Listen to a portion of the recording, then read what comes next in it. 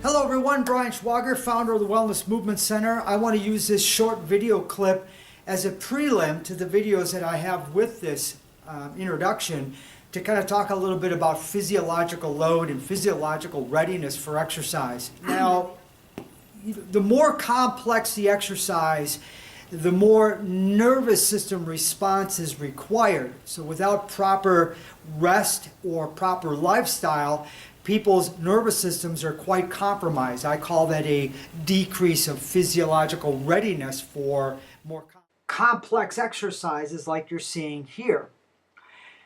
Complex exercises require multiple joint movement. So as I go from side to side over this step stool to do a push-up, that is more complex than me just lying on a bench and doing a bench press. As I lunge and throw this medicine ball from side to side, it's more complex on my nervous system.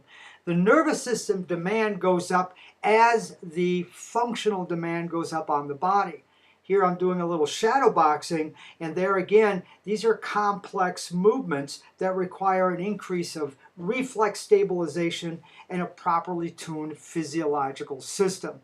So are we physiologically ready for exercise? Using implements like the kettlebell to do like kettlebell swings, working on a stability ball which has a very narrow base of support, and because of the movement that is happening underneath you, that is provocating a tilting response for tilting reflex activation, versus if I'm just standing on the ground doing my kettlebell swings or movements, that would be more of a righting reflex. And then the other implement you're going to see is the body blade, which is more for rhythmic stabilization.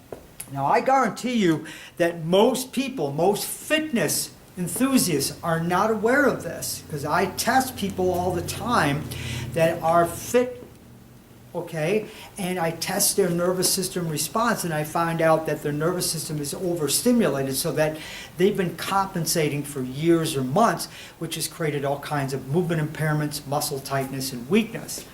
The nervous system is the number one most important system in the body next to the hormonal system. And if it's overtaxed, you can't go hard and heavy on your routine. You gotta adjust. If you're not physiologically ready, so then your exercises have to be modified. I do it for myself all the time. I know how I slept last night. I know how I feel and how my energy system should be within the first 10 minutes of after I wake up. That's already going to determine if I'm ready to do the training system that is designed for the day. So what I did first is I did an exercise that I learned from Paul Chek, and this is only for higher level athletes and fitness enthusiasts, where I just kneel on the stability ball, find my center, and without barely any movement can I maintain that for 20 to 30 seconds. If I can, that shows that my nervous system is in a good level of response. So going forward, I can throw things at it and it will respond the way I need to. If it doesn't, and I keep losing my balance, then I know that my exercise system for that day has to be revised.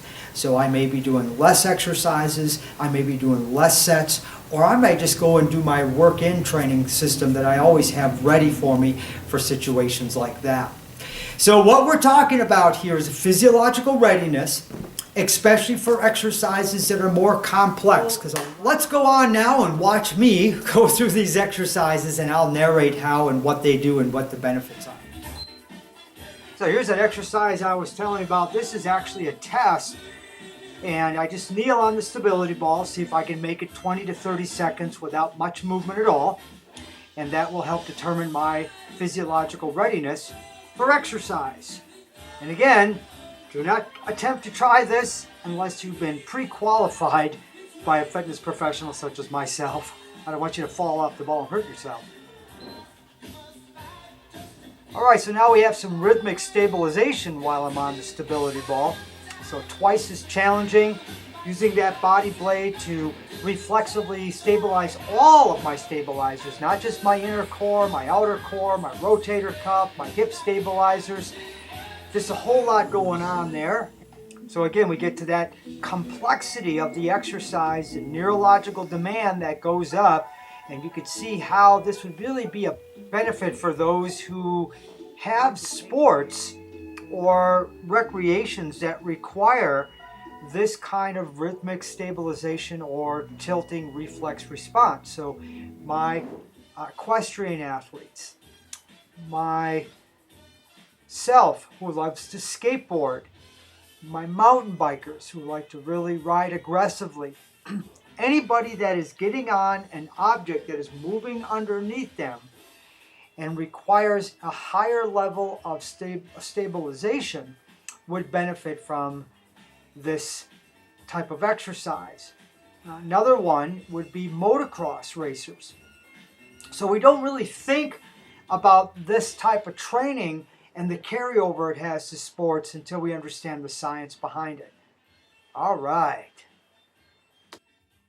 So make sure you're physiologically ready for your exercise routine. If you'd like to learn more about this topic and many other things that'll help you enhance your wellness and movement, here's the contact information. Thanks for joining me. Have a great rest of the day, everybody.